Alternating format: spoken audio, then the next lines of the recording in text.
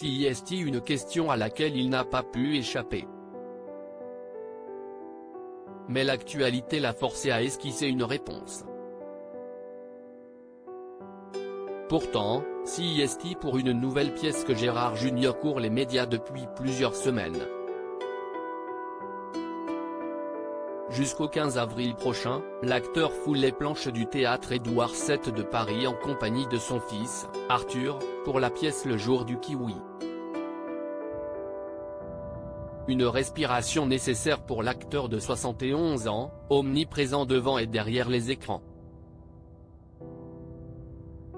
Dans celle-ci, Gérard Junior incarne un vieux con, comme il décrit son personnage dans les colonnes de Libération. Veuf, Barnabé Leroux est retiré de la vie active. Et justement, ce thème fait écho à l'actualité brûlante de notre pays, alors que la polémique réforme des retraites va être mise en place par le gouvernement. Interrogé par nos confrères au sujet des manifestations qui ont lieu partout en France mais aussi sur le fond de cette réforme, Gérard Junior a préféré botter en touche. Exerçant un métier de passion, n'étant ni politologue, ni économiste, ni sociologue, gagnant très bien ma vie et restant aussi actif que Jean-Luc Mélenchon, qui a le même âge que moi, je m'estime mal placé pour exprimer un sentiment, a d'abord répondu l'ancien membre du Splendide dans les colonnes de Libération. Sans donner son avis, Gérard Junior a parlé de cette actualité comme étant un sujet épineux, où imaginer pouvoir contenter tout le monde tient de la gageure. Auprès de nos confrères, Gérard Junior se décrit comme un homme politiquement situé à l'extrême centre et garde un regard lucide.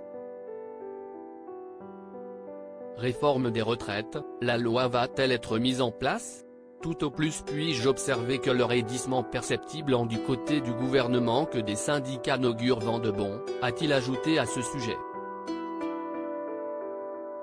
Pour rappel, ce lundi 20 mars, l'Assemblée nationale a rejeté 2 motions de censure déposées contre le gouvernement. La première, l'IO, a obtenu 278 voix sur les 287 nécessaires, la seconde, du Rassemblement national, a reçu 94 voix. Celle-ci avait été déposée après le recours au 49.3 par la Première ministre, Elisabeth Borne. Après le rejet de ces 2 motions, la réforme très contestée d'Emmanuel Macron est donc adoptée.